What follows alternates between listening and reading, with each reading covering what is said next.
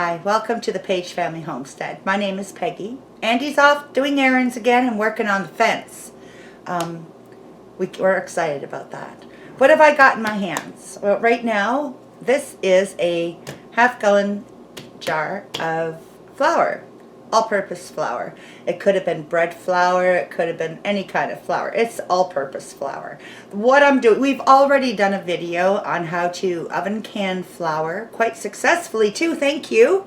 Thank you for making it successful. In doing my oven canning flour video, oven canning oats video, oven canning rice, oven canning cornmeal, oven canning, we've posed quite a few questions and a few problems. And I thought it would be good to come back because a lot of people were finding moisture in their jars. And so I investigated because I've never had that problem, but a lot of people were. Using probing questions with the viewers, I was able to determine no, their jar was not fully dry, or they were using a gas range. I have an electric range at the time.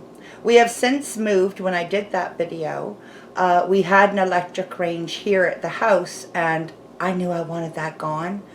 So we quickly installed a gas range. We're using propane. So this is for people with propane ovens and natural gas ovens. Can we safely can flour in a gas range? The reason I ask is typically flour has 2% moisture content. We never oven can anything with more than 10% moisture content because it's not going to work. So 2% from your typical mill, okay? Some may have 3 or 4, but typically it's 2% moisture content already present in the jar. They say, and I'm not, we have another viewer and a good friend who is an engineer, and he checked into it more, he probed more. It's a wet heat. It's going to create moisture. Some people say they have never had the problem and they do it with a gas range. I promised my viewers I would do a follow-up doing a jar in my gas range to see if I can successfully. If I can't, I'm hooped. I do a lot of oven canning. I have a friend who has already graciously offered me her oven on the days that I need to do this, but wouldn't it be nice if I could still do it at home? So I'm going to test it out with one jar. They say too that if you do develop moisture in the bottom of your jar, to leave it, set it aside for a few days and see if it's not the moisture that's already present in the flour, and it should in a few days dissipate. So I'm going to be checking for that as well. I don't anticipate any problems because I'm hoping. So I've got my, I've already put the boiling water is approximately what, 216. So I had my jar in the oven at 225 for 20 minutes. It's dry. It's sterile. I also washed and dried my lid and my ring. This is going in a, I've now, since this has come out, added my flour to 1/2 inch from the top. That's my headspace. I'm doing everything the same as the oven canning video we previously did, which is the iCard up here. And I'll also put it on the end screen because some people don't see the iCards. This is going in the oven with a 1/2 inch headspace. I've lowered the heat to 200 degrees. I do not want to bake my flour. I want to heat it so that when I do put my ring and lid on at the end of the processing time, it's going to create a seal onto the gum from this lid. The reason I'm putting them in the oven for 1.5 hours for this size, if it was a quart, I would do an hour. 1.5 hours at 200 degrees will ensure that any weevil evils or eggs are dead. Every mill it's impossible for them to get all the weevils out of your flour from the mill. The government does, in fact, allow a certain percentage of them to be present in quality control checks.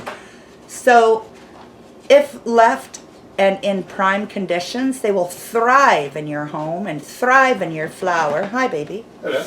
And we don't want that. We don't want that. We're penny pinching, and I don't want to waste this flour. I don't want to give it up to these weevil evils. So in the oven it goes for an hour and a half at 200 degrees, ensuring anything that's in it is gone. Preserving this flour, once sealed, it's good for, I don't know, 5, 10, people will say longer. I have never had a jar over 2 years. I rotate my stock, and I just haven't. It just works that every time I come to the new year, I'm pulling the previous year forward. It just works for me, but we do a lot of baking, and I do a lot of canning. So this is going in the oven at 200 degrees for 1.5 hours. At the end of the 1.5 hours, I'm going to put my lid and my ring in the oven beside it for the last 10 minutes. And then I'll take it all out and we will proceed from there. So I just wanted to show in this oven, pretty cool. There's a little rack. Can you hand me the rack? Or show it down here? That pops out of the top grate so that I can have tall objects in there. I just thought that was so cool. You know what? Oh, these UV gloves are the bomb. This is scalding hot from the oven. Okay, so it's been in for an hour and a half. The last 10 minutes at 200. The last 10 minutes, I stuck the lid and ring in. It's not necessary, but I did, just to ensure more that it was really dry than anything. I'm dusting off the top, making sure there's no flour that's gonna bung up my seal. It's a dry cloth. Put my lid on. Ha! Why did I do that? My Lord. Okay. And I'm going to make sure that lid is on good and tight. Unlike when we do finger tight. With this, we tight. Careful not to interrupt that top button. Leave that to do what it's going to do. So, on looking, I'm not seeing any liquid in the jar as yet. I'll be watching it closely in the comments below if there is moisture developed tomorrow, because I'm posting today. If it has developed by morning, I'll pin the comment and let you know if it's changed. But right now, I know this is going to seal. I've never had one not seal. In the event that it does not, then you know those, what do you call, I have them. You put it on and you put your sealer on, for the jars, the jar sealer attachment, because it's already debugged, it's already sanitized, it's already took care of. Like, there's no weevil evils. They can't live through what we did, 200 degrees for an hour and a half. So you could seal it that way. If it doesn't seal, I would tend to think it was just a bummed lid, or you didn't wipe it off well enough, or you didn't put it on quick enough. Don't put it on in the oven. I've seen some people doing that, and I don't understand the concept, because you're building condensation. Put it on after. I've also had in the comments where people, on the previous canning video, oven canning flour, where people are saying, your flour is going to explode in the oven. The combustion. I've had another person say, no, it won't. The flour dust and the what do you call it, the heat source have to be in line perfectly for that to happen, and it won't happen in a home oven. I tend to go with that too, because I've been doing this for years and years and years, and I've never had a problem.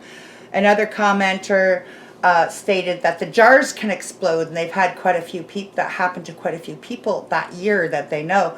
I say that's at fault of the canner. Before I do anything with a jar, I examine it very closely for any cracks, nicks, ticks, whatever, any flaws. If it has them, it is now designated as a dehydration storage jar and marked so that I know the difference, and will never be used in canning again. If there were a crack or a chip in the jar and I put it in the oven, well, it's compromised. It may crack or it may explode. Explode like what? Boom! It's going to crack. And it's going to make a mess. Have you ever had flour in your oven? Why did I? What happened? I was toasting flour. Yeah. Anyway, that's another story. So far, I'm very happy. So far, I'm pleased. So far, I'm not seeing any evidence of moisture. And this was done in a propane oven. So far, I say success. Can you can in a propane oven? I don't know. I did. And it worked. I'm happy.